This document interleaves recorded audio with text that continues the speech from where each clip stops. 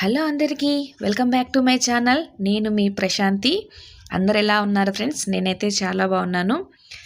ఈరోజు వచ్చి ఈ వీడియోలో నేను పాస్తా ఇంట్లోనే ఎలా ప్రిపేర్ చేసుకోవాలో అయితే మీతో షేర్ చేయబోతున్నాను ఫ్రెండ్స్. పిల్లలకైతే ఇలాంటి ఫుడ్స్ చాలా ఇష్టంగా తింటారు. మ్యాగీ, పాస్తా, మినీ మ్యాక్రోనీ అలాంటివన్నీ కూడా ఇవన్నీ మనము ఇంట్లోనే హెల్తీగా వాళ్ళకు చేసి పెట్టామంటే వెజిటేబుల్స్ అన్నీ కూడా వేసి చాలా చక్కగా ఉంటుంది. ఇప్పుడైతే మనము ఈ పాస్తాని ఎలా చేసుకోవాలో చూసేద్దాం. ముందుగా అయితే ఇక్కడ నేను ఒక బౌల్ పాస్తానైతే తీసుకున్నాను.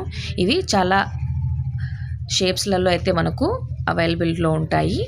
గ్యాస్ మీద 1 లీటర్ వరకు వాటర్ని అయితే వేసి అందులో కొద్దిగా సాల్టు అలాగే కొద్దిగా ఆయిల్ని అయితే వేసి ఇప్పుడు మనము తీసుకున్న ఈ పాస్తాను కూడా అందులో వేసి ఒకసారి చక్కగా కలిపేసి వీటిని మనము ఒక 5 నిమిషాల పాటు అయితే బాయిల్ చేసుకోవాలి.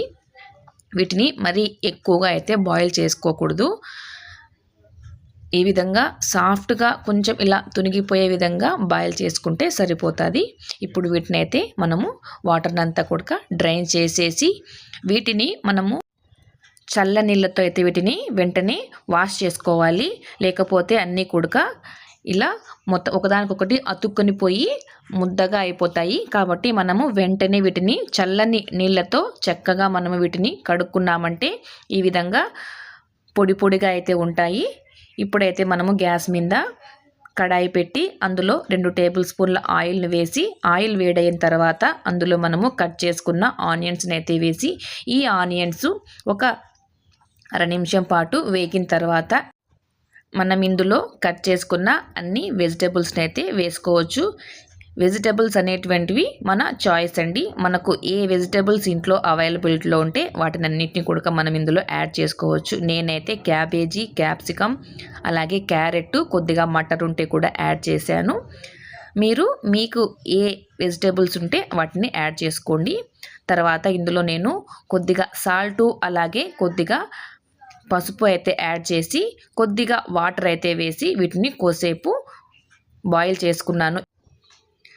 దీన్ని మూత పెట్టి ఒక 2 నిమిషాల పాటు మనము ఆ వాటర్ అంతా కూడా ఇంకిపోయే వరకు కూడా మనము వీటిని ఉడికించుకోవాలి. ఎందుకంటే అప్పుడు ఆ ఉప్పు, పసుపు అనేది వెజిటేబుల్స్కి చక్కగా అయితే పట్టి అవి కూడా చాలా టేస్టీగా ఉంటాయి. ఇప్పుడు ఇందులో నేను ఒక అర టేబుల్ స్పూన్ చిల్లీ పౌడరు అలాగే ఒక అర టేబుల్ స్పూన్ పాస్తా మసాలాని అయితే యాడ్ చేసుకున్నాను. లేదంటే మీరు ఇక్కడ గరం మసాలా కూడా యాడ్ చేసుకోవచ్చు.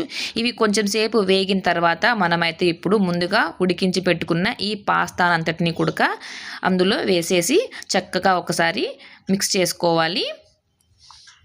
ఈ విధంగా మిక్స్ చేసుకున్న తర్వాత ఇప్పుడు ఇందులో మనము కొద్దిగా అంటే ఒక 1 టేబుల్ స్పూన్ వరకు సోయా సాస్ని యాడ్ చేసుకున్నాను. నెక్స్ట్ మనం ఇందులో అయితే పాస్తా సాస్ అనేది ఒకటైతే మనకు దొరుకుతుంది కదా, దాన్ని నేను ఒక 2 స్పూన్ల వరకు అయితే యాడ్ చేసుకున్నాను. తర్వాత అయితే ఇక్కడ కొద్దిగా టొమాటో కెచప్ని కూడా అయితే నేను ఇక్కడ యాడ్ చేసుకున్నాను.